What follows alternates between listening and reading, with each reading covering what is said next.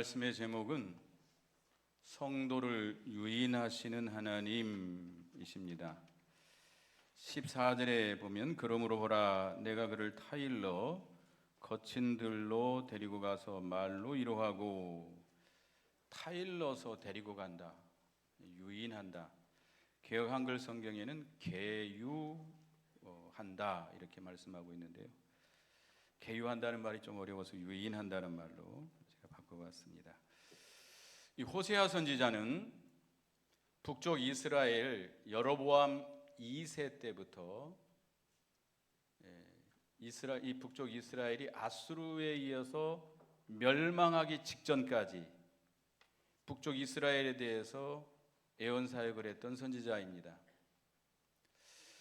그 하나님께서 호세아 선지자에게 음란한 여자 고멜과 결혼하라고 합니다. 그런데 그 고멜이라는 여자는 음란하기 때문에 이 남편을 버리고 다른 남자들을 쫓아다닙니다. 이것은 하나님께서 이스라엘 백성을 사랑하는 아내와 같이 아끼고 사랑하는데, 하나님을 버리고 세상을 더 사랑하고 세상을 더 의지하는 이스라엘 백성들을 교훈하고 책망하는 그런 내용입니다. 그래서 1장에 보면은 그 고멜과 결혼해 가지고 아이를 낳았는데 첫째 아들의 이름을 이스르엘이라고 합니다. 여러분들 여기 오늘 여기 읽을 때 성경 교독할 때 마지막에 이스르엘이라고 해서 이스라엘로 읽으신 분 많죠? 이스르엘이라고 하는 것은 그 북쪽 이스라엘 사마리아의 지역에 있는 도시입니다. 도시 이스르엘이에요. 그 이스르엘, 거기 에우라고 하는 그 왕이 아주 잔혹하게 그 보복했던 그런 장소입니다. 하나님이 저주한 장소예요. 그리고 딸을 낳아가지고 로루하마라라고 이름을 지라고 그랬어요. 로루하마라고 하는 것은 긍휼히 여기지 않는다, 긍휼히 여김을 받지 않는다. 로라고 하는 말은 그 부정사입니다. 부정사. 그래서 또 아들을 낳고 로암미, 내 백성이 아니다, 이렇게 이스라엘 백성들에게 말씀했습니다. 근데 2장에 와가지고 하나님께서 그 범죄한 이스라엘 백성들을 버려두지 아니하시고 긍휼히 여기시고 다시 찾아오십니다. 그래서 1절에서 13절까지는 하나님이 이스라엘을 다시 불러주시고 책망하심입니다. 하나님은 하나님의 백성을 사랑하시기 때문에 범죄한 우리 이스라엘 하나님의 백성들을 버려두지 아니하시고 긍휼히 여기시고 다시 찾아와 주시고 불러주시고 그 죄를 책망하십니다. 그래서 여기 2장 1절에 보면 너희 형제는 암미라고 하고 너희 자매는 루하마라 하라. 1장에서는 뭐라고 그랬죠? 로암미, 또 로루하마. 암미라고 하는 것은 내 백성이다, 루하마 하는 것은 긍휼히 여김을 받는 자다라는 뜻이에요.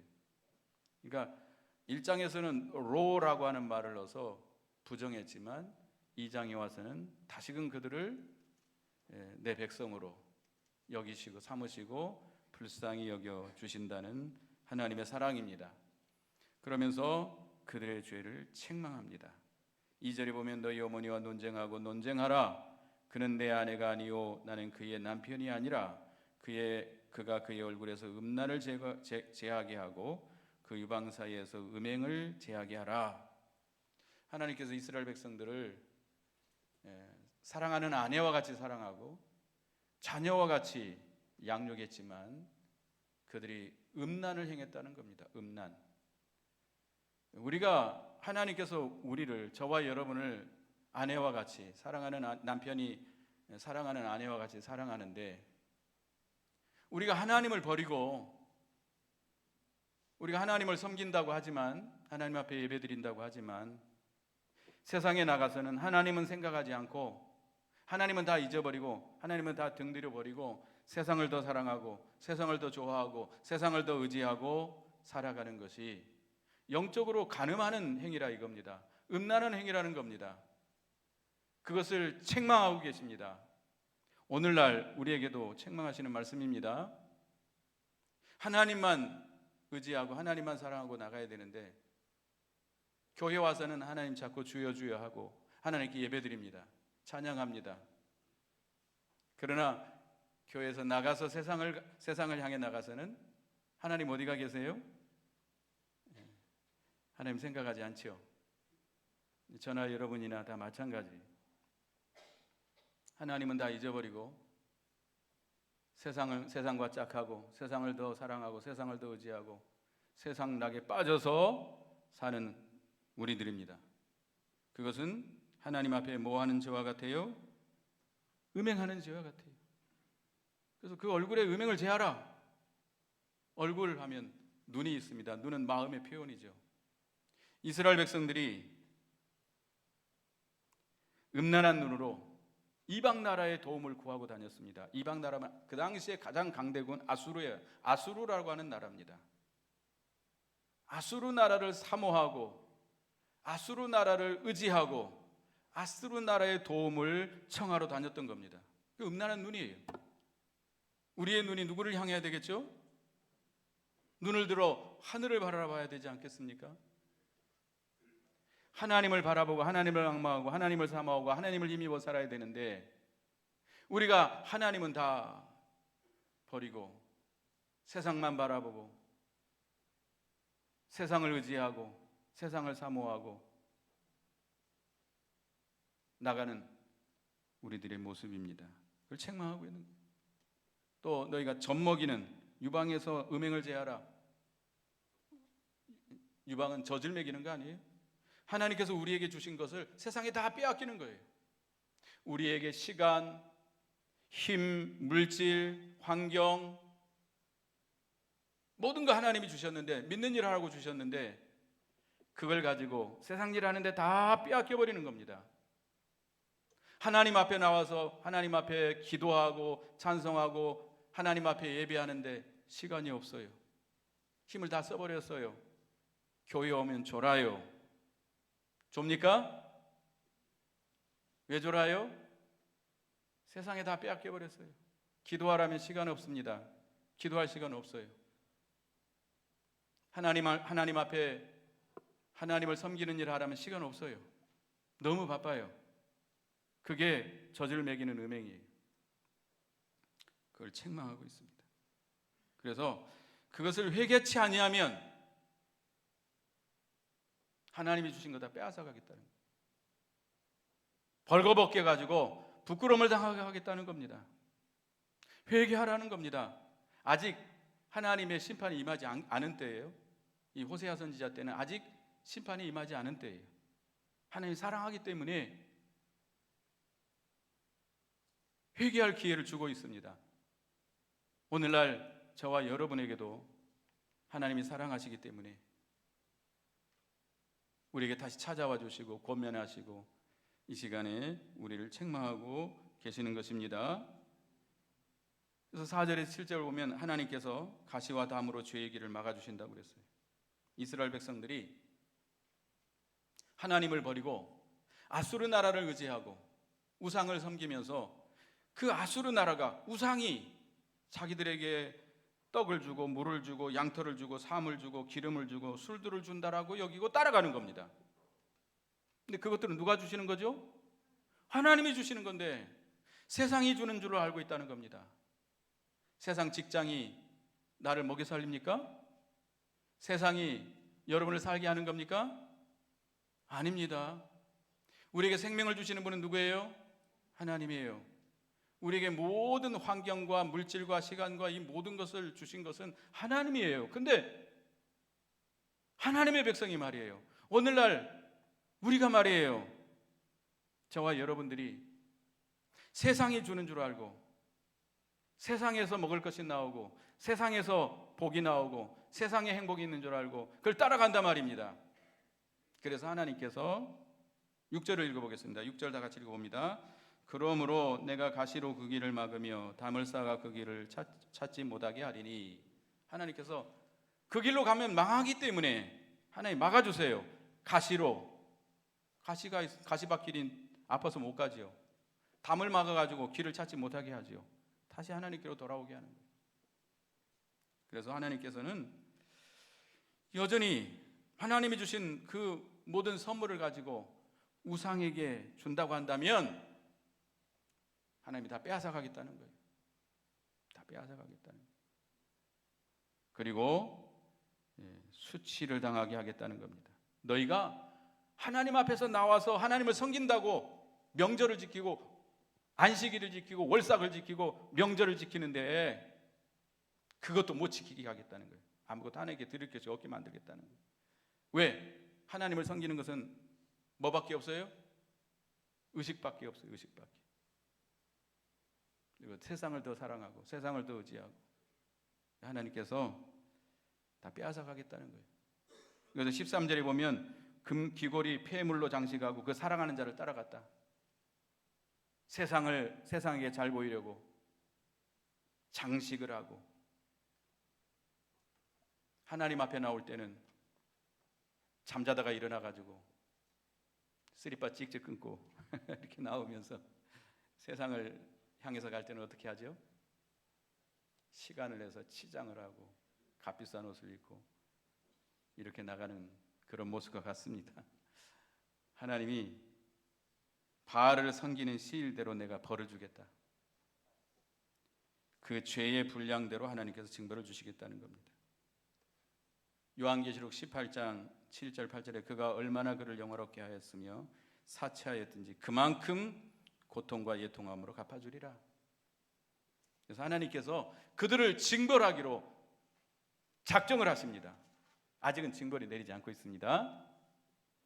끓는 가마가 기울어지고 있습니다. 그러나 즉시 징벌하지 아니하시고 14절 다시 한번 읽어봅니다. 시작. 그러므로 보라 내가 그를 타일러 거친 들로 데리고 가서 말로 위로하고 하나님께서 거친 들로 유인하신다는 겁니다. 우리에게 심판을 작정했지만 거친 들로 이끌어 가시겠다는 거예요. 거친 들로 이끌어 가서 거기서 우리를 징계하겠다는 겁니다. 거친 들이라고 하는 것은 어떤 것이죠? 우리나라에는 거친 들 별로 볼 수 없습니다. 그러나 중동 지역, 이스라엘 백성들이 사는 팔레스타인 지역은 광야가 있어요. 그 남쪽 유다 남쪽이면 유대 광야가 있습니다. 유대 광야 사해 근처에 유대 광야가 있어요. 그 사람이 살 수가 없어요. 아주 이런 산과 골짜기로 돼 있고 거친 이 돌짝으로 돼 있고 혹시 여러분들 이스라엘 다녀오신 분들 있으실지 모르겠습니다만은 그 시내산 같은데 가보면 완전히 황무지예요. 나무 찾아보기 힘듭니다. 그런 곳에서 살기 힘들어요. 이 거친 들이라고 하는 것은 거기 사람도 없어요. 낮에는 막 40도 이상 올라가고 밤에는 몇 도까지 떨어진대죠? 거의 0도까지 떨어지고 요즘 춥지요. 아침에 춥더라고요. 근데 갑자기 추워지니까 추워요. 근데 40도에 있다가 갑자기 0도로 떨어져 보세요. 살기 힘듭니다. 물을 구할 수 없습니다. 불뱀이 나오고 독사가 나오고 악한 짐승들이 울부짖는 곳이에요. 사람이 살 수 없는 그런 곳에 우리를 이끌어 가십니다. 우리를 하나님께서 사랑하시기 때문에 우리를 거친 돌로 이끌어 가세요. 우리는 따라가지 않을 수가 없어요. 하나님이 끌고 가면 우리는 따라갈 수밖에 없어요. 우리는 모르고 따라갑니다. 하나님이 이끌어 가니까 따라가요. 근데 거기 가보니까 어때요? 살기 좋아요? 너무 힘들어요. 육신의 고통이 있어요. 하나님은 왜 우리를 그곳으로 인도해요? 우리를 손해주고 망하게 하고 죽일 작정으로 끌고 간 겁니까? 우리에게 회개시키고 우리를 바로 세우고 우리를 하나님께서 연단시켜서 마침내 복을 주시려고 우리를 끌고 가는 겁니다. 손해주려고 하는 것이 아니라 유익을 주고 우리를 죽이려고 하는 것이 아니라 살리려고 가시는 거예요. 끌고 가시는 거예요.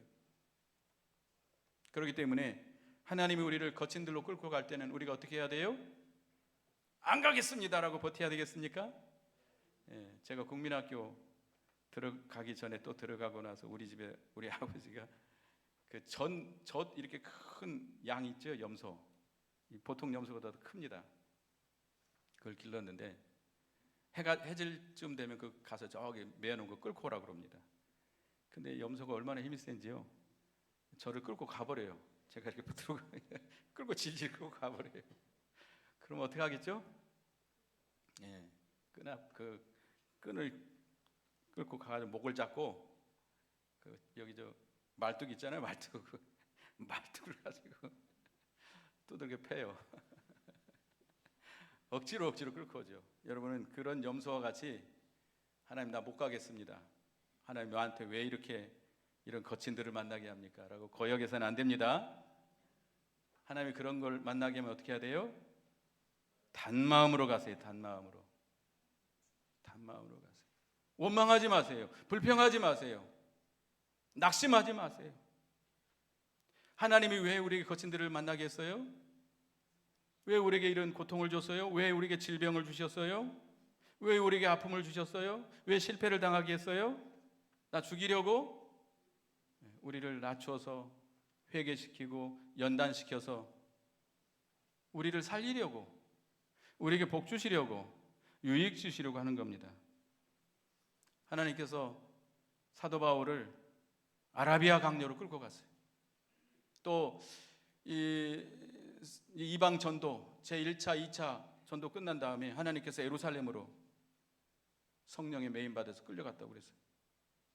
근데 예루살렘에 올라가면 사도 바울은 성령의 감동에 의해서 또 여러 예언자에 의해서 올라가면 결박이 있고 핍박이 있는 줄 알았어요. 알면서도 성령의 인도를 따라 갔습니다. 하나님의 작정은 뭐였죠?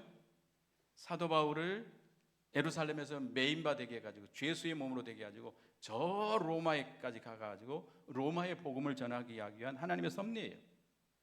근데 우리는 너무 생각이 짧다 보니까 지금 당장에 당하는 아픔과 고통과 괴로움을 견디지 못해가지고 때로는 원망하고 불평하고 거역하는 일들이 참 많습니다. 우리 하나님께서 우리를 거친 들로 끌고 갈 때 우리는 어떻게 해야 돼요? 옳습니다. 아멘 하고 끌려가시기 바랍니다. 신명기 8장 16절에 보면 너를 인도하여 그 광대하고 위험한 광야 곧 불뱀과 정갈이 있고 물이 없는 간조한 땅을 지나게 하였으니 또 너를 위하여 단단한 반석에서 물을 내셨으며 내 조상도 알지 못하던 만나를 광야에서 내게 먹이셨나니 이는 다 너를 낮추시며 너를 시험하사 마침내 내게 복을 주려 하심이었느니라. 우리를 이 광야로 끌고 가신 것은 우리를 연단시켜서 마침내 뭐 주시려고?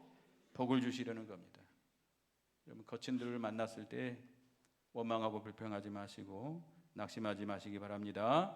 그 다음에 세 번째 대지는 하나님의 유인을 받는 자는 복이 있다, 복이 있음이라. 우리 하나님의 유인을 잘 받는 자가 어떤 복을 받는가? 첫째는 소망의 문이 열린다. 15절 읽어보겠습니다. 15절 시작. 거기서 비로소 그의 포도원을 그에게 주고 악을 골짜기로 소망의 문을 삼아 주리니 그가 거기서 응대하기를 어렸을 때와 애굽 땅에서 올라오던 날과 같이 하리라. 하나님의 유인을 잘 받아서 거기서 겸손하게 낮아서 회개하고 연단을 잘 받으면 그의 포도원을 우리에게 주고 그 열매를 먹게 해주겠다. 또 악을 골짜기로 소망의 문을 삼아 주시겠다. 악을 골짜기는 이스라엘 백성들이 여리고성을 정복한 후에 조그마한 성 아이성을 정복하러 갔다가 실패했어요.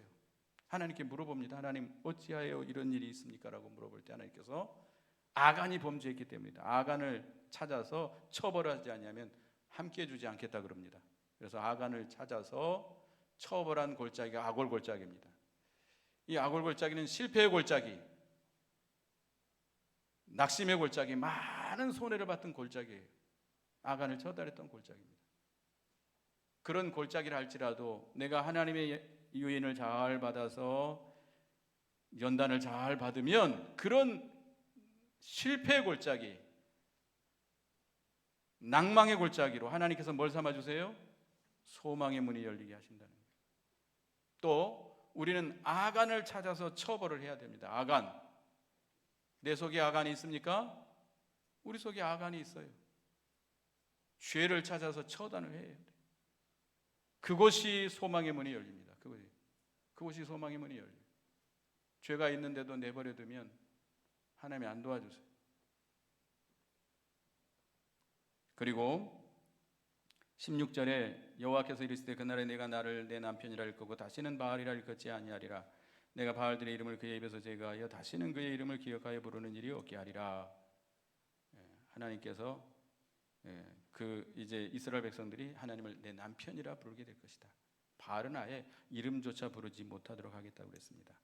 그 다음에 18절, 19절, 20절까지 읽어봅니다. 시작. 그날에는 내가 그들을 위하여 들짐승과 공중의 새와 땅의 곤충과 더불어 언약을 맺으며 또 이 땅에서 활과 칼을 꺾어 전쟁을 없이 하고 그들도 평안히 눕게 하리라. 내가 내게 장가들어 영원히 살되 공의와 정의와 은총과 긍휼히 여김으로 내가 장가들며 진실함으로 내가 장가들리니 내가 여호와를 알리라. 평화의 언약을 주시겠다는 겁니다. 평화의 언약. 평화의 언약. 그래서 여기 이 들짐승, 공중의 새, 땅의 곤충과 더불어서도 평화를 맺게 해주겠다. 그것들로 인해서 괴롭당하지 않게 해주겠다. 아주 작은 것으로부터도 괴롭당하지 않게 하겠다. 전쟁을 멈추게 하겠다. 지금 어디에 전쟁이 일어나고 있죠? 우크라이나, 이스라엘 전쟁이 일어나고 있습니다. 이스라엘이 미국이 도와주니까 승승장구할 것만 같지요? 아닙니다. 이스라엘에 있는 우리 한국 교민들 다 거의 다 철수했잖아요. 거기도 손해가 막심해요. 전쟁이 일어나면 서로 희생이 있습니다. 어떤 사람은 그럽니다. 아이, 전쟁이나 일어났으면 딱 좋겠다. 이렇게 말하는 사람들이 있는데 전쟁이 얼마나 비참한지를 몰라서 그래요. 여러분 가정에 맨날 싸움이 벌어지면 자식들이 어떻죠? 얼마나 불편해요. 얼마나 괴로워요. 어디나 마찬가지입니다. 맨날 싸움 박질만 하면 그가 너무나 괴로워요. 상처를 당해요. 많은 사람들. 본인들도 상처당하고 그걸 보는 사람들도 상처당하고 상처가 이만저만이 아닙니다. 근데 하나님께서 하나님의 유인을 잘 받아서 연단을 잘 받고 회개하고 연단을 잘 받는 자에게는 평화의 언약을 주겠다. 전쟁을 그치고 평안히 눕게 해주겠다. 하나님께서 장가들어서 공의와 정의와 은총과 긍휼히 여김으로 장가들고 진실함으로 장가들겠다. 그리고 21절, 22절 읽어봅니다. 시작. 여호와께서 이르시되 그날에 내가 응답하리라. 나는 하늘에 응답하고 하늘은 땅에 응답하고 땅은 곡식과 포도주와 기름에 응답하고 이것들은 이스라엘에 응답하리라. 하나님께서 응답해 주시겠다는 거예요. 하나님께서 하늘에 응답해서 비를 내리게 하시고 그 비가 땅에 응답해서 소산을 내게 하고 여러 가지 곡식과 채소를 내게 하고 그 곡식과 채소가 응답해서 이스라엘로 먹을 것이 풍성하게 해주겠다. 이스라엘, 하나님의 저주받은 땅입니다. 그곳이 하나님의 복을 받아서 풍성하고 만족하게 해주겠다는 겁니다. 모든 것이 하나님이 응답해 주셔야 됩니다. 하나님이 딱 막아버리면, 응답해 주지 않으면 다 막혀버려요. 요한계시록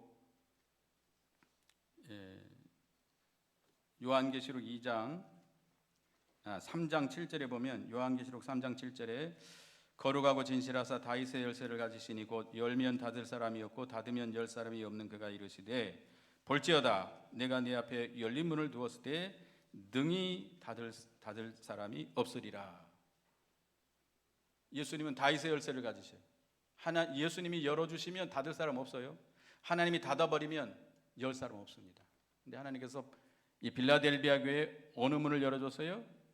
열린 문을 열어줬어요. 닫을 사람이 없을 것이다. 하나님께서 응답해 주셔야 됩니다. 하나님이 응답해 주시면 위에서부터 하늘에서부터 땅 끝까지 위에서부터 아래로 술술술 풀려 내려가는 것입니다. 하나님이 응답해 주지 않으면 어떻게 돼요? 다 막혀요. 다 막혀요. 오른쪽으로 가도 막히고 왼쪽으로도 막히고 뒤로 가도 막히고 다 막혀요. 그러니까 여러분들은 하나님을 기쁘시게 해야 돼요. 아무리 여러분들이 힘쓰고 애쓰고 노력해도 안 돼요. 하나님이 응답해 주지 않으면 팍 막혀버립니다. 문제가 안 풀려요. 그래서 하나님의 우리가 인도를 잘 받아서 겸손히 낮아져서 회개하고 연단 받는 우리가 되어야 되겠습니다. 그래서 하나님이 주시는 그런 복을 받으시기 바랍니다. 소망의 문이 열리고 평화의 언약을 받고 모든 것이 응답받는 저희가 되어야 되겠습니다. 잠깐 기도하겠습니다. 하나님 은혜 감사합니다. 저희들 범죄한 저희들을 하나님 사랑하셔서 버려두지 아니하시고 긍휼히 여기시고 찾아오셔서 죄를 책망하시면서 너희를 위해서 이 심판이 작정됐지만 너희를 유인해서 이제 거친 들로 나가겠다고 말씀했습니다. 하나님께서 우리를 거친 들로 우리를 끌고 갈 때 우리는 거부하지 말고 원망하고 낙심하지 말고 그 인도를 달게 받고 나가는 단마음으로 나가는 저희가 되기에 주시옵소서. 여러 가지 어려움과 시련을 당할 때 겸손하게 낮아져서 회개하고 하나님이 주시는 연단을 잘 받음으로 아골골짜기가 소망의 문이 되게 해 주시옵소서. 우리에게 평화의 언약을 주셔서 아주 작은 것까지 해도 결함당하지 아니하고 우리가 평안히 눕게 해 주시옵소서. 하나님께서 응답해 주심으로 모든 것이 형통하게 해 주시옵소서. 예수님의 이름으로 기도드리옵나이다. 아멘.